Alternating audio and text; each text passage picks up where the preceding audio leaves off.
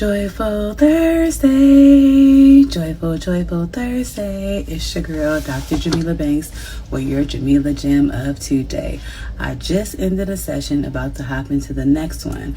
But the theme of today was anxiety and dwelling in anxiety and dwelling in thoughts, and what are tips and techniques and tools that we can continue to do to stop dwelling or to break out of a spiral of negative dwelling thoughts. So one of the things we talked about was exposure.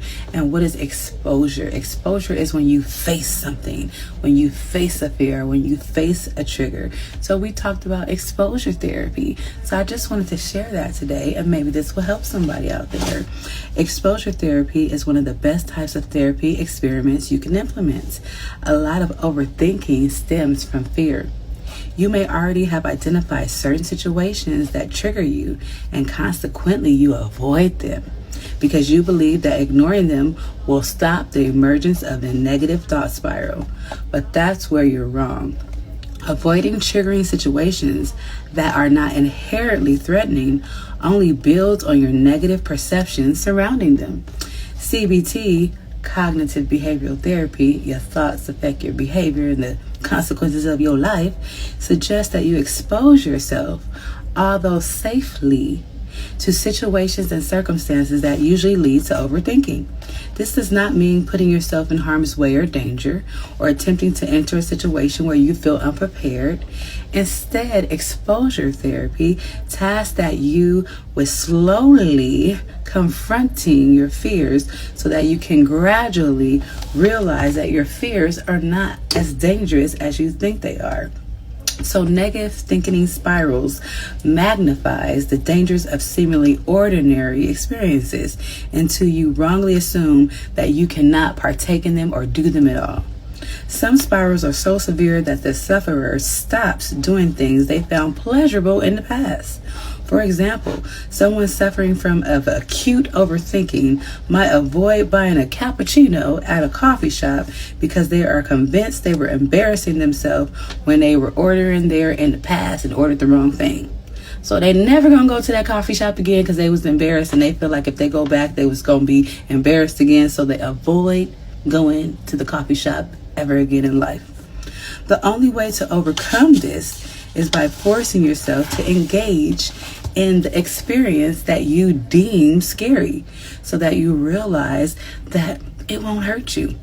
As your negative thinking triggers are unique, the situations you feel threatening will be distinct. However, here are some general tips that you can use to cope with them in the moment. Acknowledge your thoughts and feelings. When you are in a triggering situation, label your thoughts and feelings internally. Accept that they are present and that you have the power to deal with them. I am scared. Label it. Accept that fear is present, but that you have the power to overcome your fear. Focus on your breathing. Facing a fear is frightening and leads some to negative physical side effects. So you can increase your heart rate, or you might start sweating. So bring this down through mindful breathing. Take a deep sigh and a deep breath, and breathe in and out slowly. Inhale through your nose and out through your mouth, and that will relax you so you don't have to dwell in those over thoughts. Focus on something around you. It can be difficult to focus on anything else when you are in a triggering situation. Your mind races and you become absorbed by anxiety or concern. Set the intention to find something in the room that you can bring your attention to. Earlier, for example, looking at the clothing of the barista and silently describing what her clothing looks like might take away the anxiety from ordering the cappuccino, so it might distract. So again, exposure therapy means facing a fear, facing a trigger in real time, i.e., I fear doing things alone. So my tip for exposure therapy will be to take yourself out to lunch. One day, just go to a nice lit place and go, and you don't have to sit in the front of the room, sit in the back and order some lunch. Or if that's too much for you, go to a dark movie theater and go sit in the back. Expose yourself to that fear a little bit at a time. And then you will find that you enjoy the movie or you enjoy lunch and you had nothing to fear at all. And over time, you'll be able to do more things alone with self.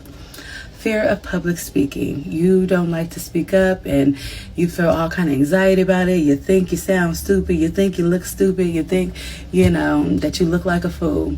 Well, exposure therapy means that next time in that office meeting, raise your hand and make a fool out of yourself by expressing yourself anyway, no matter what you think and feel about it. The next time where you're in a situation and something is going on and somebody's asking for an opinion and you normally keep quiet, speak up.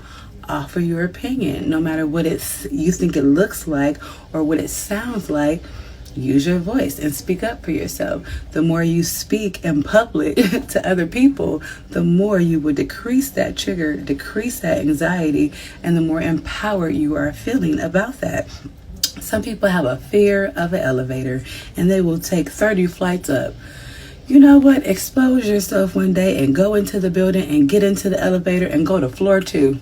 Just go to floor 2 and get out the elevator and walk up the rest of the flight. Then the next day, maybe try 2 again, or if you brave, go to 3. Then get out the elevator and walk up the rest of the stairs. Do that for a couple of weeks. Maybe just the first week you on floor 1 to 2. Maybe the second week you on floor 3 to 4. Expose yourself over time. The more you get into that elevator and ride up a floor and nothing happens and you walk out and walk up them 30 flight stairs, 28, 29, the more you'll feel better about getting on that elevator. So it doesn't matter what type of fear it is, big or small. Don't put yourself in danger, but obviously face that fear. Face that doubt, face that trigger, face that worry head on, and you will slowly start to desensitize that. You will slowly start to feel more empowered around your fears, anxieties, your doubts, and your worries. So that is exposure therapy for the win. If you feel like, hey, I don't know this topic that well, I'm not skilled, I'm not talented in this area, take a class, take a workshop, read a book. Increase your skills in that area. If you feel like you're falling short, learn something. If you feel like, anxiety around money, anxiety around finances, anxiety around bills and worried about debt and something like that, expose yourself to that. Face your debts, face your bills, face them head on, and then make a plan. Do something about it. Take an investing class, take an investing course, take a real estate class, take a real estate course, go to a seminar, a workshop, read a book. YouTube University. Slowly type expose yourself to financial talk, financial lingo, savings programs, passive income, residual income, multiple streams of income. Become knowledgeable about the financial world so you can distinguish your fears and your anxieties around money. So those are my tips and tools today. That's my JamilaJem of today around exposure therapy for your anxieties, for your worries, for your depressions, for your triggers. You cannot work through what you don't face. You cannot overcome what you don't look at. If you're constantly ducking from triggers and you're constantly running from your fears and avoiding the people, places, and things, you will never go. And you will never be enjoying your life on purpose and in purpose. So let's enjoy our life on purpose and in purpose, and slowly expose yourself to your doubts and your fears and your worries and anxieties today. Have a good day.